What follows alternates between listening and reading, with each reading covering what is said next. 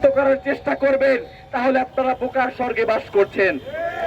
ওসমান হাদি politician ছিল 10% বা আরো কম। সে ছিল কালচারাল অ্যাক্টিভিস্ট, সে ছিল কালচারাল ফাইটার। কারণ আপনাদের যেই cultural fascism, media fascism, political fascism সবকিছুর এগেইনস্টে কথা বলার জন্য এক শহীদ শরীফ ওসমান হাদি দাঁড়িয়ে যেত। সেই ওসমান হাদির প্রশ্নে সাংস্কৃতিক আমাদের যত কালচারাল অ্যাক্টিভিস্ট আছে, যত পলিটিক্যাল অ্যাক্টিভিস্ট আছে, আমি সকলকে আহ্বান জানাবো, দল মত মতাদর্শ নির্বিশেষে শহীদ শরীফ ওসমান হাদির প্রশ্নে, বাংলাদেশের আজাদির প্রশ্নে সবাই আরো একবার যদি রাজপথে নামার দরকার হয় আপনারা অবশ্যই অবশ্যই রাজপথে নামবেন ইনশাআল্লাহ। বাংলাদেশ সরকারকে হুঁশিয়ারি দিয়ে বলছি, সবকিছু করেন।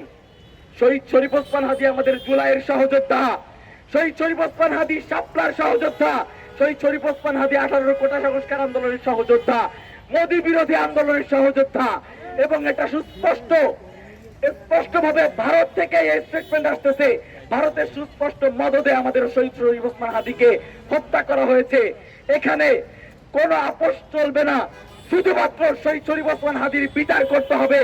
কোন পীর, কোন আলেম, কোন ওলামা, কোন আল্লাহর বান্দা সে শহীদ শরীফ ওসমান হাদির হত্যার ক্ষেত্রে যে বিন্দু পরিমাণ তার সংশ্লিষ্টতা থাকে, তাহলে কে আপন কে পর এটা দেখার সময় ইনশাআল্লাহ নাই। অবশ্যই অবশ্যই যদি কোনো কিন্তু ছাড়া শহীদ শরীফ ওসমান হাদির বিচার করতে হবে ইনশাআল্লাহ। সকলকে আবারও ধন্যবাদ জানাচ্ছি। আসসালামু আলাইকুম।